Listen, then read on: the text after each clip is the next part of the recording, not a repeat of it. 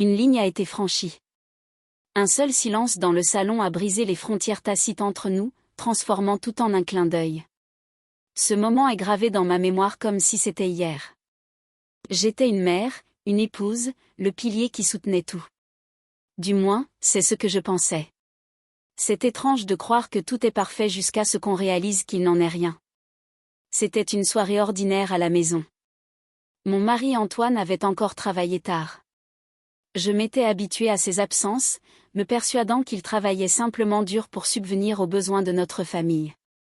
Mais au fond, la distance grandissait entre nous.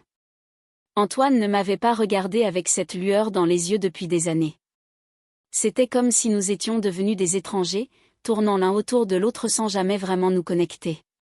Ce soir-là, assise à la table de la cuisine, un verre de vin à la main, j'ai repensé à la vie que j'avais construite et à celle que je commençais à remettre en question.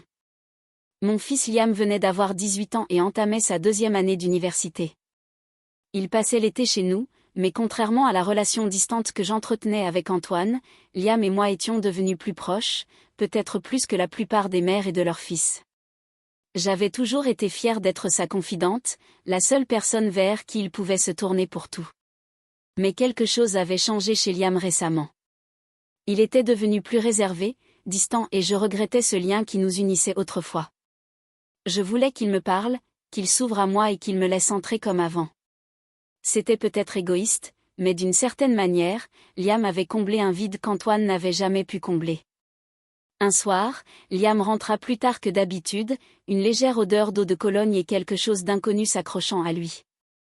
Je levai les yeux lorsqu'il franchit la porte, son visage obscurci par une expression que je ne parvins pas à déchiffrer. « Salut maman », dit-il d'une voix plus douce que d'habitude. « Salut ma puce », répondis-je d'une voix légèrement tremblante. « Longue journée », marmonna-t-il en faisant glisser son sac de son épaule et en le posant. « Ouais, j'avais juste besoin d'air. » Il y avait une lourdeur dans son ton qui me fit marquer une pause. Il ne me regarda pas dans les yeux, fixant le sol, les mains enfoncées dans ses poches. Pendant un instant, j'eus envie de tendre la main pour lui demander ce qui n'allait pas. Mais quelque chose me retint. Les jours qui suivirent furent un étrange flou d'échanges silencieux et de pensées à moitié formées. Antoine était rarement à la maison et quand il l'était, il semblait distrait, l'esprit ailleurs. C'était comme si les fondations de notre famille s'effondraient et je ne trouvais pas mon équilibre. Antoine, mon partenaire et tout le reste, était désormais un étranger. Je n'aurais jamais pensé être seule chez moi. Un soir, après le départ d'Antoine pour un dîner d'affaires, je soupçonnais que c'était tout autre chose, j'ai décidé d'affronter Liam. Il était assis sur la véranda, le regard perdu dans le jardin sombre, perdu dans ses pensées.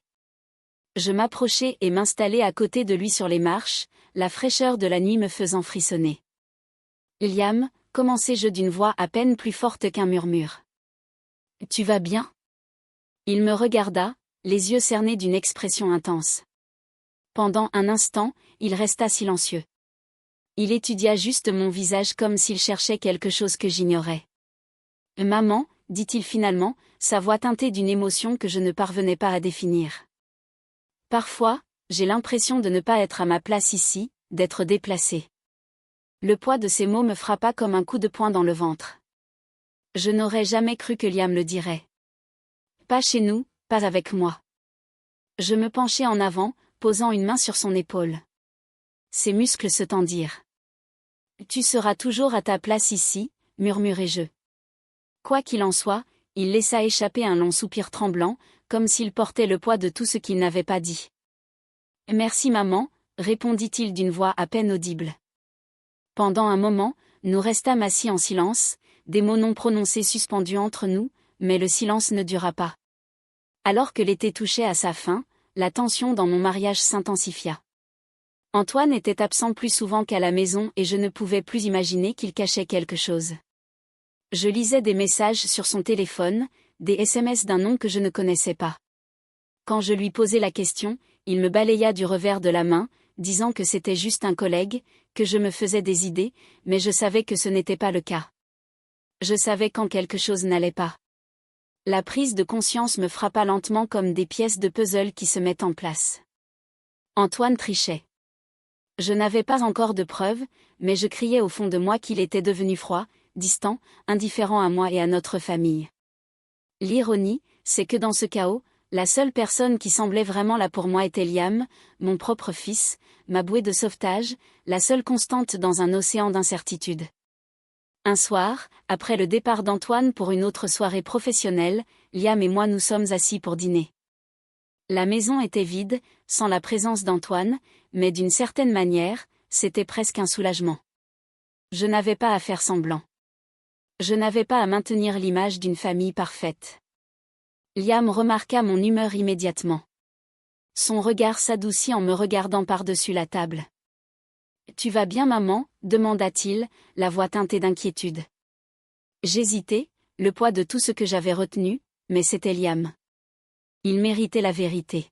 « Non », avouai-je d'une voix à peine plus forte qu'un murmure. « Je crois que ton père voit quelqu'un d'autre. » Pendant un instant, Liam me fixa, son expression indéchiffrable. Puis, sans un mot, il tendit la main par-dessus la table et prit la mienne. Sa main me réchauffa, me rappela que je n'étais pas seule, même si j'aimais ça. « Maman », dit-il doucement. Son regard rivait sur le mien. « Tu ne mérites pas ça. Tu mérites tellement mieux. » Ces mots me firent frissonner. Un étrange mélange de réconfort et de quelque chose d'autre que je ne pouvais nommer. Je lui serrai la main, retenant des larmes qui menaçaient de couler. « Merci, Liam », murmurai-je. « Et tu n'imagines pas ce que cela signifie pour moi. » Cette nuit-là, allongée dans mon lit, les yeux rivés au plafond, je ne pouvais pas me défaire de ces mots. La façon dont il m'avait regardé, son regard rempli de quelque chose que je ne parvenais pas à saisir. J'ai réalisé à quel point j'avais besoin de lui, à quel point il était devenu mon ancre, ma raison de tenir bon. Mais les choses ne s'arrêtèrent pas là. Elles se compliquèrent. Les jours suivants furent emplis d'une étrange tension inexplicable. Liam et moi avons passé plus de temps ensemble que jamais à parler pendant des heures de tout et de rien. Nos rêves, nos peurs, nos regrets. Il s'est confié sur les difficultés qu'il rencontrait à l'école, la pression d'être parfait, de répondre aux attentes de chacun. En retour, j'ai partagé mes propres peurs, mes doutes, la douleur d'un mariage qui se défaisait lentement. En chemin, quelque chose a changé entre nous. C'était subtil au début, un regard prolongé qui a duré trop longtemps, un sourire partagé qui avait plus de sens qu'il n'aurait dû. Je savais que c'était mal. Je savais que je dépassais les limites, mais je ne pouvais pas m'arrêter. Liam était là pour moi comme Antoine ne l'avait jamais été et dans ma solitude, je me suis accrochée à lui comme à une bouée de sauvetage. Un soir, alors que nous étions assis ensemble sur le canapé à regarder un film, j'ai serré sa main. C'était un petit geste apparemment innocent, mais l'étincelle qui m'a traversée était tout sauf innocente. Je l'ai regardé, nos regards se sont croisés et à cet instant, j'ai su que rien ne serait plus jamais comme avant. Les frontières entre nous s'étaient estompées et il n'y avait plus de retour en arrière possible. Je n'arrêtais pas de revivre ce moment sur le canapé. La façon dont la main de Liam s'était attardée une seconde de trop. Cela me hantait. Un simple geste peut-être innocent, mais quelque chose me laissait perplexe. C'était comme si nous avions franchi une ligne tacite mais indéniable. Une partie de moi voulait l'oublier, faire comme si rien ne s'était passé. Mais le souvenir revenait, aussi persistant que mon propre battement de cœur. Les choses avec Antoine se sont glacées. Il semblait à peine conscient de mon existence. Nos journées étaient remplies de dîners manqués, de conversations à sens unique et de SMS sans réponse. Je me suis mise à chercher à le connaître de plus en plus, ayant besoin de quelqu'un qui me voit, qui se soucie de moi. Et comme je me tournais vers lui, il se tourna vers moi.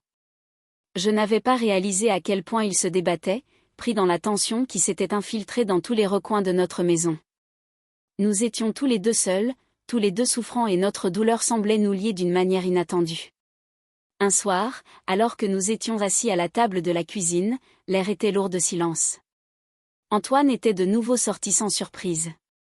Je pouvais supporter le poids de tous ces non-dits. Je regardais Liam, le visage à moitié éclairé par la faible lumière de la cuisine et un pincement de culpabilité se mêlait à quelque chose que je ne voulais pas nommer. « Je ne comprends pas », dit Liam, rompant le silence. « Comment peut-il te laisser comme ça ? Ne voit-il pas ce qu'il a ? Je ne savais pas quoi répondre. Je me suis posé la même question trop souvent. Je ne sais pas, Liam, murmurai-je.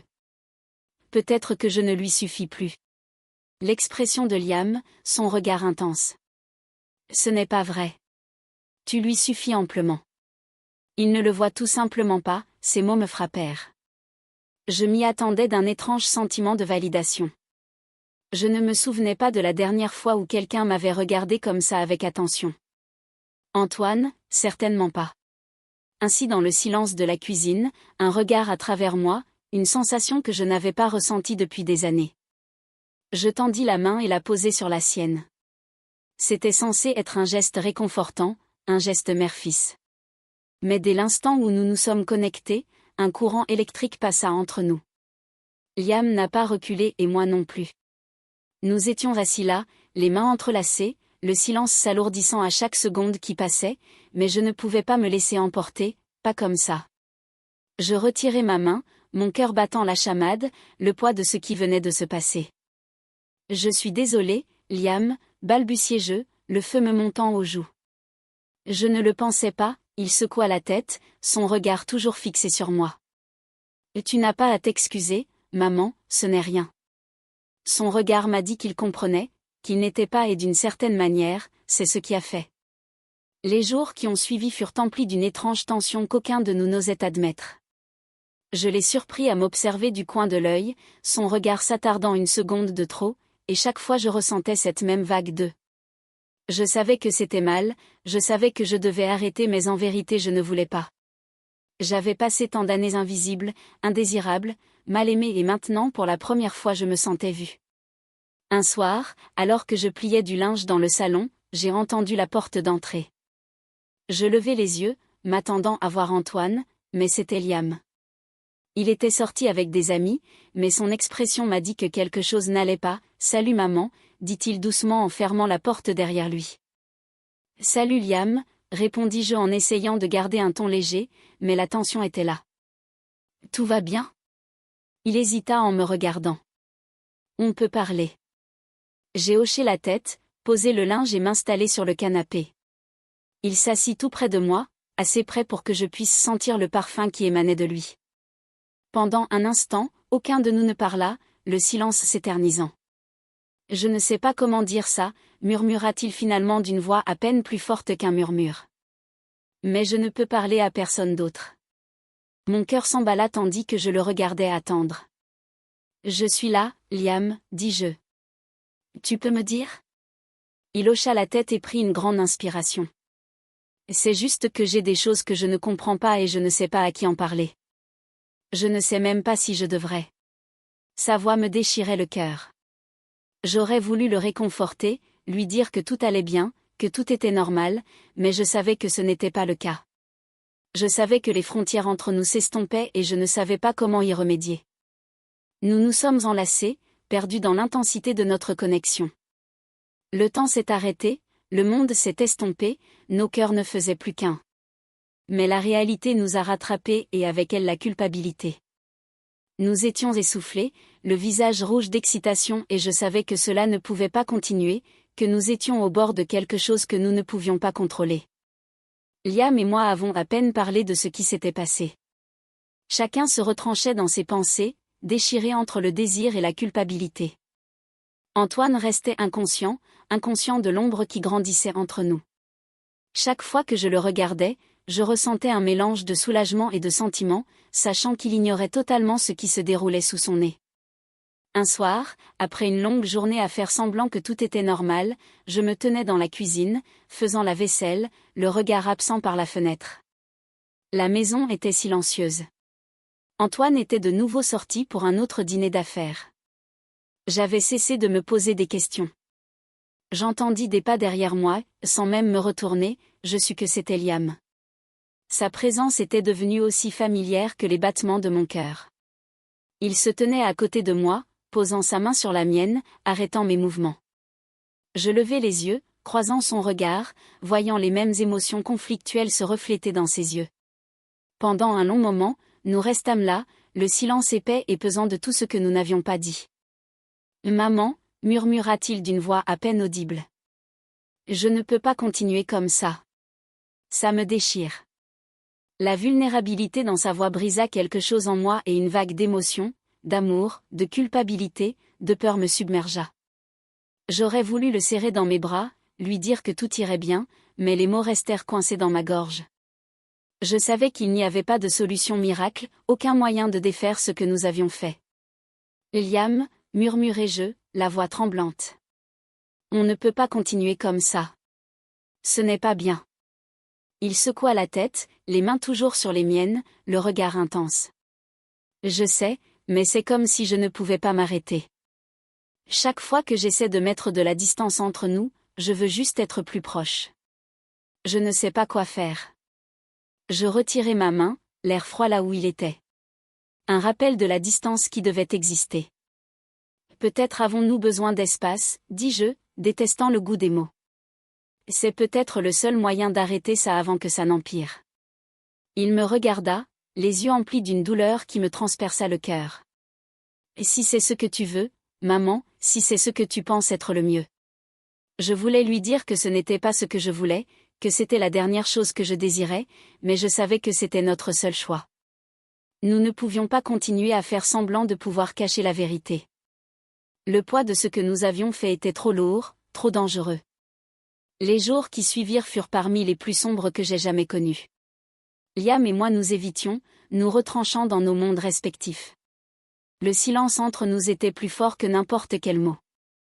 Son absence était comme une douleur physique, un vide qui me rappelait tout ce que nous avions perdu. Pourtant, je savais que c'était le seul moyen, la seule chance que nous avions d'avancer. Un soir, alors que j'étais assise seule dans le salon, Antoine rentra plus tôt que d'habitude. Il me regarda, le regard perçant, l'expression indéchiffrable. Il y avait une tension dans l'air, un non-dit persistant entre nous. « Il faut qu'on parle », dit-il d'une voix ferme mais froide. Je sais qu'il se passe quelque chose et il est temps qu'on arrête de faire comme si tout allait bien. Mon estomac se serra. Une vague de panique me submergea. Je savais qu'il ne connaissait pas toute la vérité, pas celle concernant Liam. Mais son regard m'indiquait qu'il soupçonnait quelque chose, qu'il n'était plus prêt à fermer les yeux. J'ai vu les fissures dans notre mariage, continua-t-il, le regard fixé au sol. Je sais que j'ai été distant, mais je pensais que nous étions assez forts pour y arriver. Je pensais que tu serais toujours là à m'attendre. Peut-être que j'avais tort. Ces mots me firent l'effet d'un coup de poing, me rappelant à quel point notre relation s'était effondrée. Tout ce que j'avais sacrifié par amour. Je voulais dire la vérité, tout avouer, implorer pardon, mais je ne pouvais pas. La vérité était trop compliquée, trop douloureuse et je savais qu'elle nous détruirait tous. Antoine, murmurai-je d'une voix à peine audible. Je ne sais pas quoi dire. Je ne voulais pas que les choses finissent comme ça. Il me regarda, le sien imperturbable. C'est peut-être là le problème, dit-il. Sa voix empreinte d'une amertume que je n'avais jamais entendue auparavant. Peut-être que nous avions cessé de nous désirer depuis longtemps et qu'aucun de nous n'était prêt à l'admettre. Le silence qui suivit fut assourdissant, un rappel douloureux de tout ce que nous avions perdu. J'ai balayé toutes les façons dont nous nous étions éloignés. Je savais que notre mariage était terminé, qu'il était impossible de sauver ce que nous avions perdu. À cet instant, j'ai ressenti un étrange soulagement, une libération des chaînes qui m'avaient attaché à une vie dont je ne voulais plus. Les jours qui suivirent, Antoine et moi avons vécu les prémices de la séparation, avocat, paperasse, longues conversations qui ressemblaient plus à des négociations qu'à autre chose. C'était compliqué, douloureux mais aussi libérateur. Pour la première fois depuis des années, je pouvais respirer comme si je pouvais enfin être moi-même, même si cela signifiait repartir à zéro seul. Liam et moi avons gardé nos distances, sachant que la ligne que nous avions franchie ne pourrait jamais être effacée. Plus de regards furtifs, plus d'aveux chuchotés dans le noir. Nous avions fait notre choix et maintenant nous devions vivre avec. Les mois ont passé, chacun un pas de plus loin de la vie que j'avais connue. J'ai emménagé dans une maison plus petite, un endroit rien que pour moi où je pouvais reconstruire et trouver la paix. C'était étrange d'être seule après tant d'années, mais c'était aussi un soulagement, une chance de prendre un nouveau départ sans que le poids du passé ne m'accable. Un soir, assise sur le porche de ma nouvelle maison, à regarder le soleil se coucher à l'horizon, un sentiment de calme m'envahit. Mes erreurs, mes choix qui m'avaient mené ici faisaient partie de moi, de mon histoire, mais ils ne me définissaient pas. J'étais prête à aller de l'avant, à laisser le passé derrière moi et à accueillir l'avenir quel qu'il soit. Alors que les derniers rayons de soleil s'estompaient dans l'obscurité, un espoir silencieux et fragile m'envahit, celui de trouver peut-être un jour la paix. Le chemin qui m'attendait était incertain, rempli d'inconnus.